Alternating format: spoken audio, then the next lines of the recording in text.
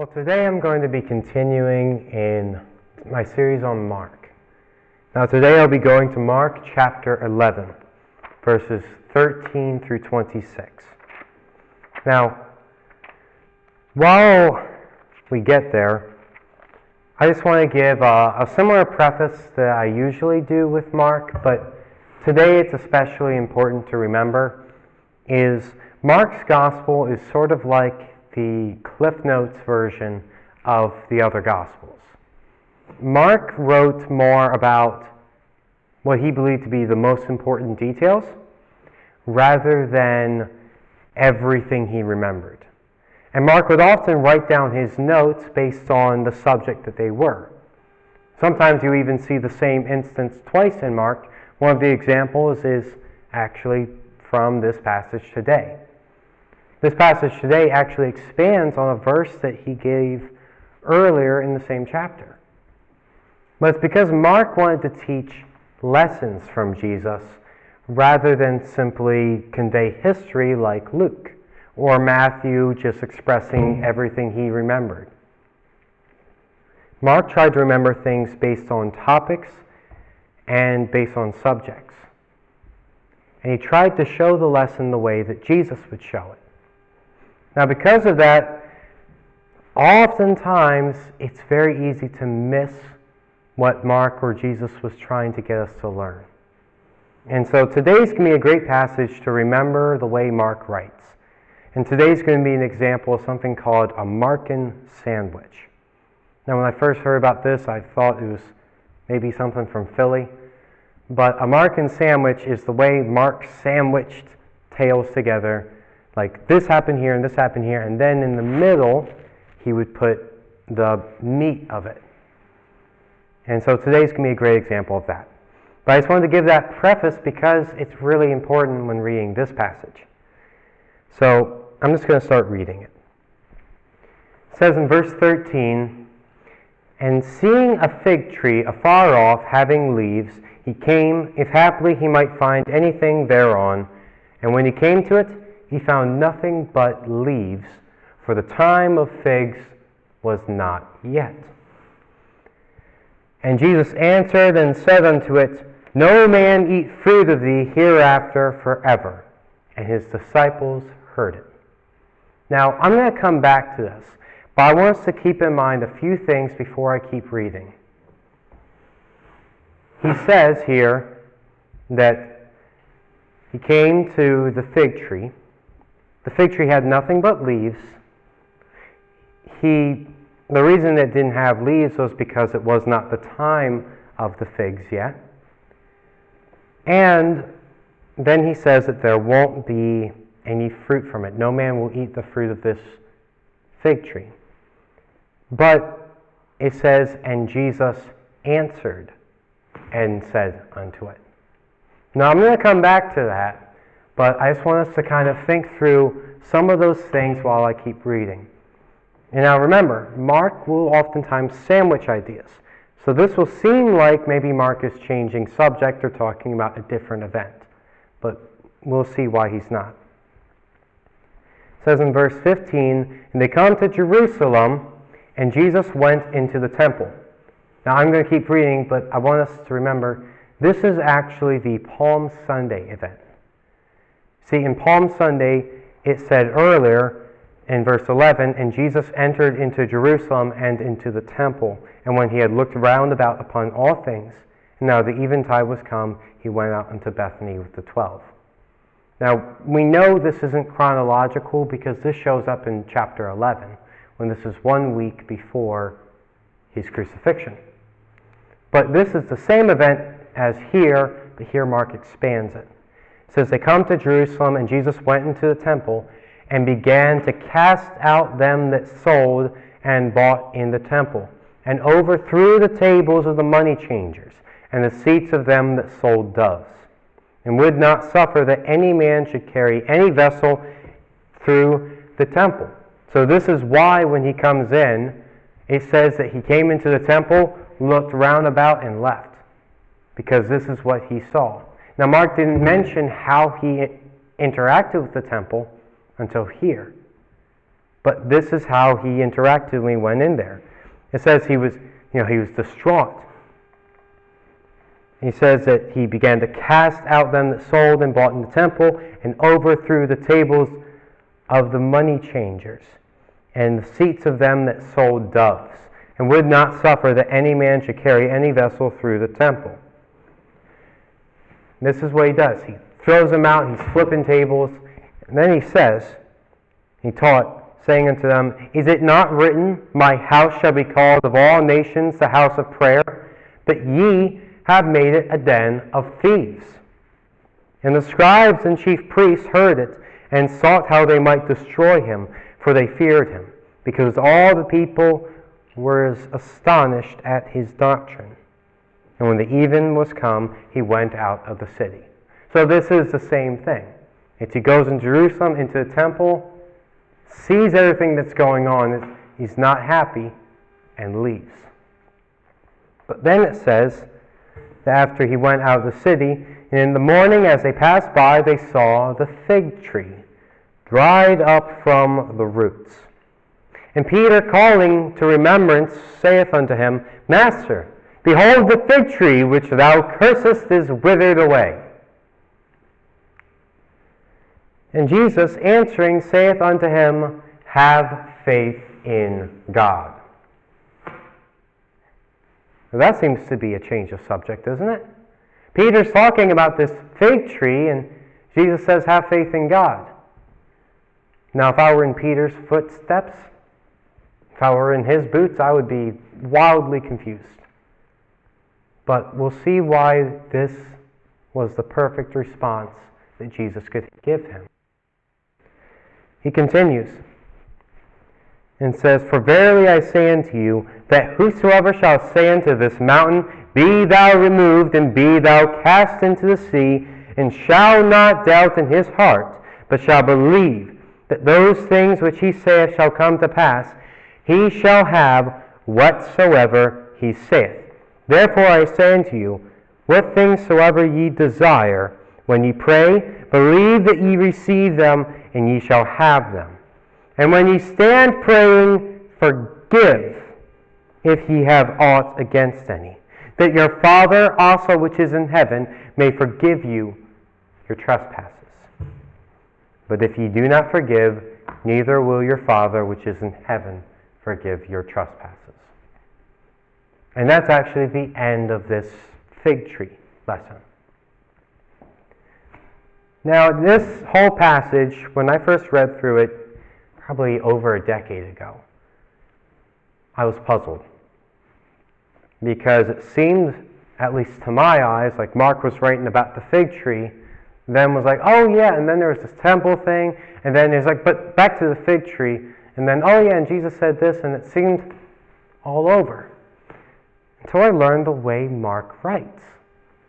Mark doesn't teach word by word the exact thing followed by this, by this, by this.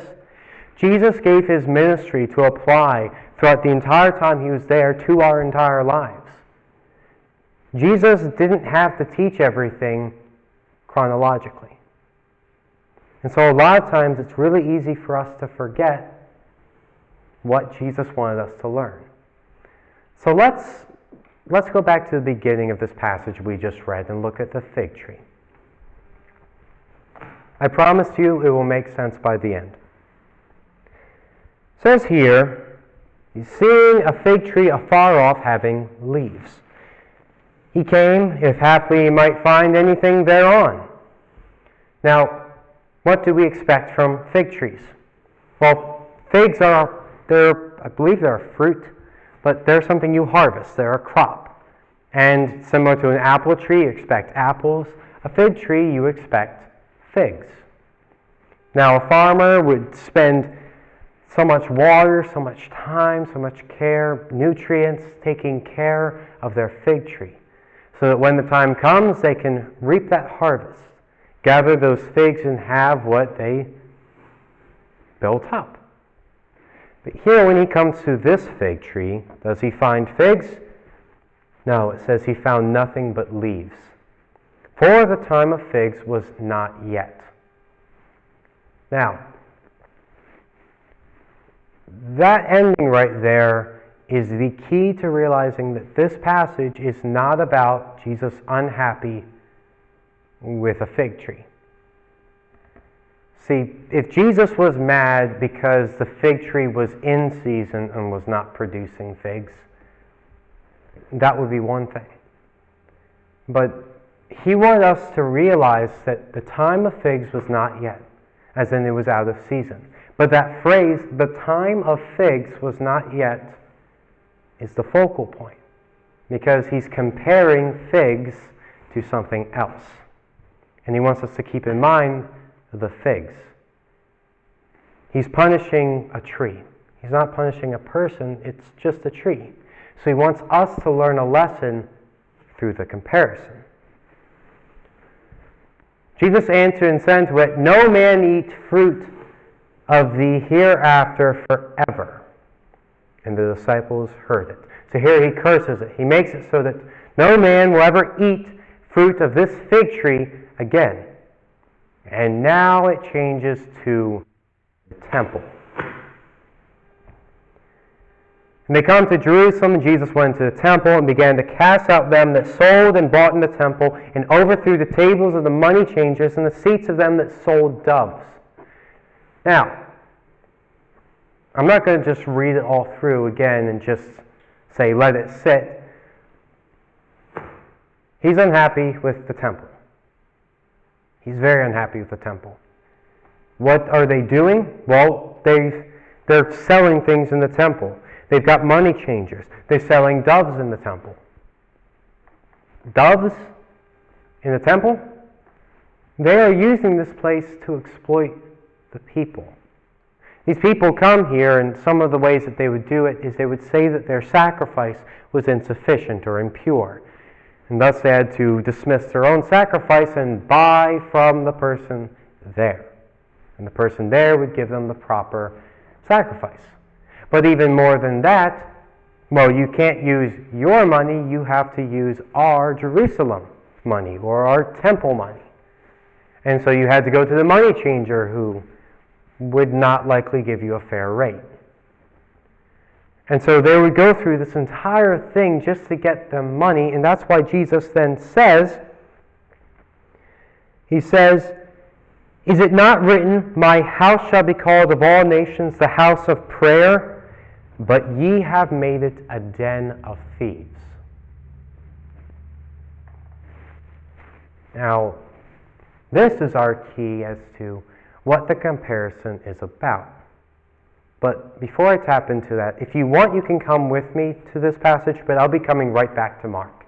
It's Jeremiah chapter 7, verse 8. And you're not going to find it on the computer back there, so don't worry too much about that.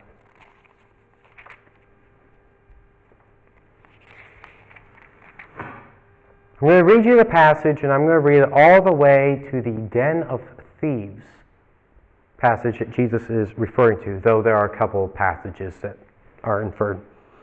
It says, "Behold, ye trust in lying words that cannot profit. Will ye steal, murder, commit adultery, swear falsely, and burn incense unto Baal, and walk after other gods whom ye know not, and come and stand before me in this house, which is called by my name, and say, we are delivered to do all these abominations? Is this house, which is called by my name, become a den of robbers in your eyes? Behold, even I have seen it, saith the Lord." Now, like I said, I was going to go right to Mark chapter 11. But before I do that, I just want to point out, this is the passage that he's referring to. He is referring very explicitly that they have gone in there and they're committing adultery, they're lying, they're stealing, they're burning incense to Baal and worshiping other gods. And then what do? They come to his house and they say, we're delivered to do these abominations. And that's not what his house was meant to be. His house is meant to be what Jesus said it was.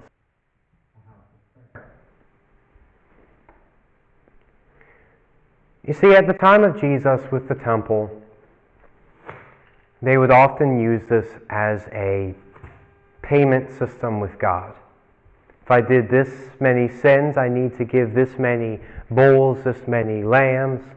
I need to give this much sacrifice and this many prayers, and that will amend my situation. That will make myself right with God. But that's not what he ever meant it to be. It became a place of purchasing, a transaction. If you're wrong with God, you can go here, give enough to the temple, and you'll be good with God. But that was never what God wanted it to be. Now, when Mark wrote this, there is some disagreement about when he wrote it, but the rough estimate is 70 AD. 70 AD is the rough guess on when he wrote this. Another major event that happened in 70 AD. And Jesus actually prophesies of this event. Jesus says to the temple, he says, "And of this temple not one stone will be left upon another." And in 70 AD, the Romans came and they besieged Jerusalem and they destroyed the temple. The temple was completely destroyed, left as nothing. And Jesus prophesied that it would happen exactly that way. And he prophesied that shortly before his death. Now, when Jesus was killed, Jesus had a Roman pontificate, Pontius Pilate.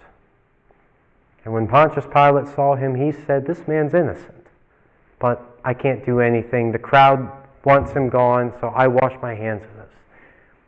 And it says that Jesus then looks at the centurion, who's just following his orders, and he says, "Forgive them, Father, for they know not what they do."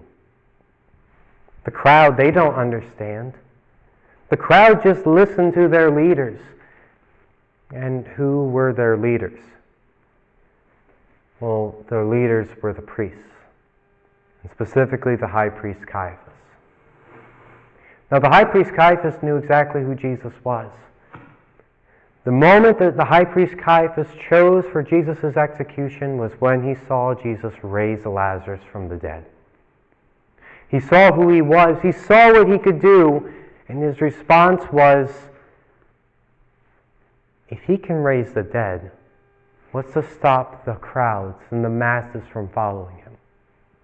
Up until then, who did the crowds go to for God? Who did the crowds seek for Jesus?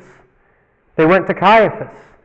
They looked to him, they looked up to him, they saw him as a wonderful man of God, the one who would shine the light to him.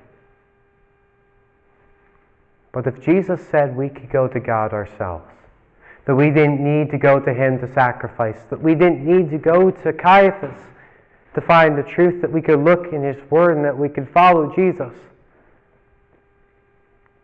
Caiaphas would lose so much. He would lose his very position, his authority, his pride, his ego. It all got in the way, and he chose to kill Jesus as a result. What it was is he had a grudge against Jesus. As strange as it sounds, he felt that Jesus had wronged him by challenging his authority, by challenging who he was, by making him effectively the same person as everybody else. That he can speak to God, but guess what? So can you, and so can I, and so can anyone here. So he had bitterness. Now, if we remember when Jesus talks about the figs, Peter asks him about the figs. He says, "Remember this fig tree, how you cursed it?" And then Jesus goes on seemingly a tangent about prayer. But it's not a tangent at all. You see, with this fig tree, for us to understand the last passage, I want us to understand everything that leads up to his speech about prayer. Jesus contrasts what happens. He sees this fig tree. This fig tree was meant to bear fruit. This fig tree had so much in it, but at this time, it was not bearing fruit. And so for that reason, that fig tree was told, you're going to wither away. And then it cuts to the temple. And here, this temple, he says, this place is meant to be a house of prayer. And what does he find? He finds money changers. He finds scammers. He finds people turning into a marketplace. Not a house of prayer. And so neither the temple nor the fig were doing what they were meant to do. And then he goes back to the fig and finds that this fig that had not done what it was meant to do, that it bore no fruit, it had withered up. And it was nothing. And so what happened to the temple? Did the temple bear any different of a fate than the fig tree? The temple was warned. The people in Jerusalem were told, if you don't follow me, if you don't trust me, if you don't believe me, this temple will be cast down. There will not be one stone left upon another. And the very priests who worked there, the very priests in charge of the temple, Caiaphas, rejected Jesus. And the very same temple was cast down. Jesus wanted us to think of the temple when he talked of the fig tree. See, it was never about Jesus being angry that he couldn't get fruit. It was always about the temple. He wanted them to learn that this is what happens when God puts something somewhere. The temple, the very place of God where you could go before the altar and you could go outside the Holy of Holies, see the Spirit of God. And now it became a supermarket. A place where the people come to take advantage of the believers. I think of churches nowadays that come out and they say, if you give me $20, you have 20 of your prayers forgiven. And I see many churches that try to serve God and they take their money, they put it towards electric or water. But then I see churches where the person will go out and they'll say, the Lord wants you to give to me, and then they buy a jet plane or a yacht. And then the very people that they're meant to minister to are never welcome around them. You see, this has never ended. This is how humans are. Humans will take something pure like God and God's house and they will turn it into a place for wealth and riches. But that was never what God meant for the temple. God didn't want the temple to be a place, not to be a place of money. It was never meant to be a place of purchases. And believe it or not, it was not even meant to be a place of sacrifices. Sacrifices were done there, but it was always meant to be a house of prayer first. We didn't have to sacrifice something to pray to God. God wanted to hear our voice. The sacrifices were our way of showing our love to Him, and now we don't have to do that because of His greatest showing of love. So then with all of this about the temple, why does Jesus say what He says to Peter? When Peter asked about this fig that was dried up, Jesus answered and saith unto him, have faith in God. For verily I say unto you, that whosoever shall say unto this mountain, be thou removed, and be thou cast into the sea, and shall not doubt in his heart, but shall believe that those things which he saith shall come to pass, he shall have whatsoever he saith. Therefore I say unto you, what things soever ye desire, when ye pray, believe that ye receive them, and ye shall have them. Now this was always one of my favorite verses. but mostly because I misunderstood it for so long. Many times I would read this verse and I would think, I believe I'm going to get money. I believe I'm going to get the car I want. I believe that my mom's never going to tell me no again. But none of those things happened. And the reason why is this isn't if you just think you're going to get it, you're going to get it. Because then he tells us what we should want to get. It's not fancy cars, it's not a great job, it's not money, it's not whatever we want. What we should seek and what we should want is this.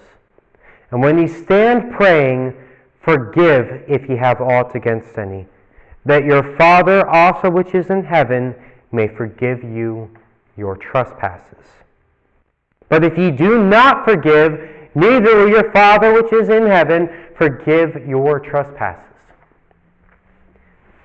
This is what we're meant to want. We are meant to forgive and to be forgiven. That's what we are to want. See, we have an unpayable debt against God. Though it oftentimes doesn't feel like that. When we see our sin, we say, oh, well, it's just this little sin. It's just a little one, God. Can't you just let it slide? Can't you just, maybe I'll do enough good things over here that it makes up for this just little sin. But that's when we forget who we're sinning against. We're not sinning against the person that we stole from. We're not sinning against the person that we lied to. The main person that we're sinning against is a perfectly holy God. And because of that, He has a perfectly holy standard. And so what we justly deserve for even the littlest sin is hell. Where we deserve to go is to hell. And so the main thing we should want isn't good health in this life. Sure, it's great to be healthy. It's not to be wealthy, though sure, it's great to have everything provided. It's not to be loved by people in this world, though again, it's great to be loved. The main thing we should want is to make God. When we owe our debt to God, that should be our top priority. Because if I have something against, or if I owe something or are hated by or not loved by someone in my family, I hope and pray that they go to heaven and we can work things out there. But if I'm not right with God, I'll never have that chance. There are a million things that we have second chances to make right. But the one thing we can't leave up to chance is God. We have debts that need to be forgiven because we could never pay them ourselves. But how can we expect God to forgive us of our enormous trespasses if we don't forgive others their little sins? Jesus himself, all that he did against Caiaphas was draw away his attention and draw away his fame. There's plenty of us here who don't have the same fame that Caiaphas had, the same influence. We're living the life that Caiaphas was mad that he had to live. And yet he could not forgive Jesus for that. He was so bitter and so angry that he could not forgive him and said, I would rather that he were dead than have to forgive him. See, this is exactly why Jesus mentioned forgiveness. The temple was not destroyed because of the money changers. The temple was not destroyed because of the scammers. The temple was not destroyed even because of the sins. Because what is a house of Lord if not to be filled with sinners? The temple was destroyed because of pride. And with pride, you never feel that another person needs to be forgiven. Caiaphas' problem wasn't his money changing or wasn't the stealing and the scamming. It was because he considered himself higher than Jesus. Not just higher than Jesus, but higher than the others. So much that he would rather Jesus be killed than provide forgiveness for those in Jerusalem.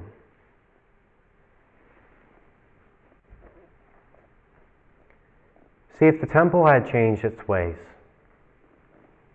if Caiaphas and the other priests had changed their ways, it could have been so different. We look through the Bible, we see so many times that God warns his people, turn back to me. And they get destroyed when they don't, but when they do turn back, God blesses them. God fulfills his promise, and they live in prosperity and joy and hope. But because this temple was never turned back to God, it was like a fig tree that bore no fruit. And the fig tree that bore no fruit, it has to be removed for one that will. Since the temple became a place of depravity, of greed, of pride. Because the people there were not willing to forgive others, God came through and he replaced it with a better temple. And here's the great blessing about this temple. And for anyone watching on YouTube, please don't take this clip out of context. It's this temple. And that temple. And anybody watching there, that temple. See, the Bible says that our body is a temple. Because we bear the Holy Spirit within us. We have the possibility for our body to be that temple that Solomon's temple was meant to be. A place of the Lord, a house of prayer, a place where we can find God and be shown God. But what will happen to us if our temple becomes like that of Herod's temple? If we turn away into bitterness, if we turn away to ourselves, if we choose to have faith in ourselves rather than in God, what will happen to us? See, I don't know what will happen in our future. Unfortunately, there's no crystal ball that I can look into. But I can know that we're better off following God. Anything that we have coming in our life will always be better if we are in God's will. And so I want us to think through today, because last time I preached, I gave us the question. Because when Jesus came in, it says he went into the temple, looked around, and left. And I asked, if Jesus came into this church, would he stay or would he look around and leave? Well, I want us to consider for ourselves. If our body is a temple, if our body is a temple of the Lord, would our temple be thrown down? Would our temple be kept? See, Solomon's temple was a blessing, and it was guided, and it was watched over, and it was a blessing to others. But when it fell away from God, focusing too much on man, it could no longer bless the people it was made for. So here's the thing about the temple. It wasn't made for God. It was made for us.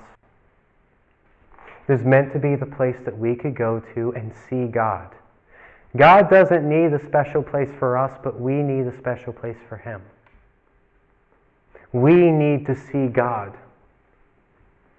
To put it plainly, I'm not that special. But God will go out of his way to come down to us, to see us, to live with us, to suffer with us, and to suffer for us, and to die for us. Can we spend just a few moments praying to him? If he's willing to live for 30 years down here for us, could we spend 30 seconds praying to him? Our body is meant to be a house of prayer just as his temple was. Our body is meant to be a place where we seek out God. See, God doesn't need our riches. There's no amount of money that can make us right with God. There's no amount of love that can make us right with God. There's no amount of fame that can make us right with God. The only thing that makes us right with God is His forgiveness. Jesus came here to live the perfect example, to live the perfect life for us to follow. He forgave. He would wash the feet of others and those that He loved. He taught. He read from the Scriptures. He showed what it was meant to be, but most importantly, He would forgive. The very people who nailed Him to the cross, He would forgive. And so can we follow His example today? If we realize just how much God has forgiven us, can we forgive others? Because if we live in bitterness and anger and hatred, that will never let go of our lives. See, our bitterness and our lack of forgiveness is a curse on no one but ourselves.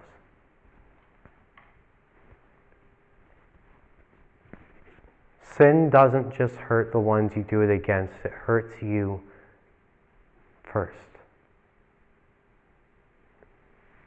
So why don't we follow God's truth? Allow God to set us free from sin.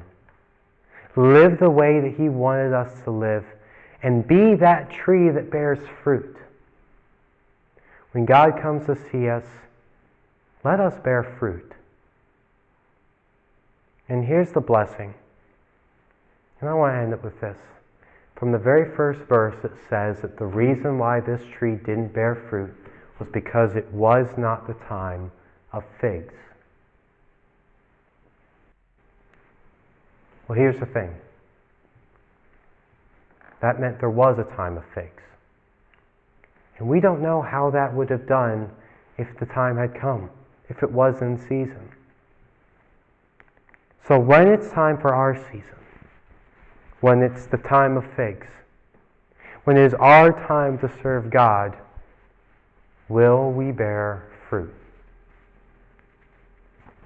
That's the most that we can do. If we put a fig tree here, all that we expect from that is figs.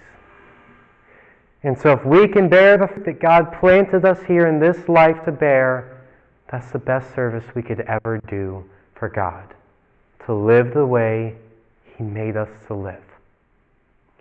But at this time, if any of you would like to come forward, the altar is open. If any of you would like to receive Jesus, if any of you would like to ask prayer for anything, be that prayer for healing, prayer for guidance, prayer for forgiveness, prayer for anything. If you'd like to bring any need to God or would like prayer for anything at all, we invite you to come as we sing. I want to say just before I close, this is now one of my favorite passages. Though it takes some time to figure out where it's going all over, once I realized the message of this about how it applies to the temple, how it applies to us, it helps us understand that God puts us here with a purpose. He gives us here for a reason. And He even says that if He found fruit upon that tree, He would have been happy. And so I like to think that every day I have a chance to bear some fruit and to make Jesus happy. And that's the best thing we can do. Hi, I'm Kenneth Catamatore, a pastor of Friendship Baptist Church here in Stewartstown, Pennsylvania. I hope that you enjoyed the service. I hope that you got some real meat out of our message, that something that will change your life, something that will encourage you in your daily living.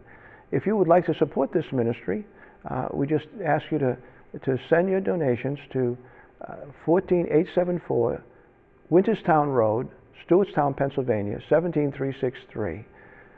The phone number, if you'd like to ask questions, is 717-818-7943. We sure enjoyed having you here today, and look forward to seeing you tomorrow and next week as we continue to preach God's holy word.